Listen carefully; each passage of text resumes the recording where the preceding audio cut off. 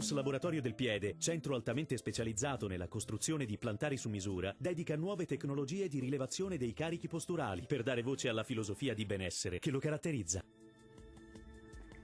Ben ritrovati al meteo. La giornata di domenica 19 maggio sarà all'insegna di un forte maltempo sulle nostre regioni a causa di una perturbazione in azione, ma vediamo la situazione nel dettaglio. Sul Veneto avremo piogge diffuse un po' su tutti i settori, sin dal mattino e per tutto l'arco della giornata. I temporali potranno essere localmente anche di forte intensità. Temperature minime tra 10 e 15 gradi, massime tra 17 e 20 gradi. Spostiamoci ora sul Friuli Venezia Giulia, situazione simile con precipitazioni diffuse dappertutto, anche intense, soprattutto nel corso della nottata.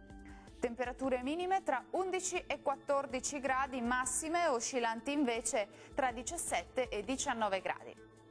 Raggiungiamo infine il Trentino Alto Adige, dove non cambierà la situazione, avremo rovesci e temporali diffusi, ma entro la nottata andrà via via migliorando.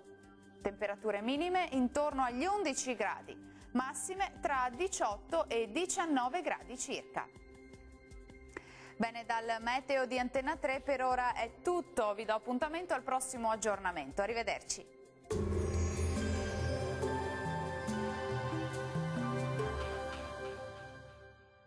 Tonus è il miglior negozio di calzature moda comoda. Qui troverete il più vasto assortimento di calzature Fratelli Tomasi. Eleganza e comodità, perché camminare è vivere.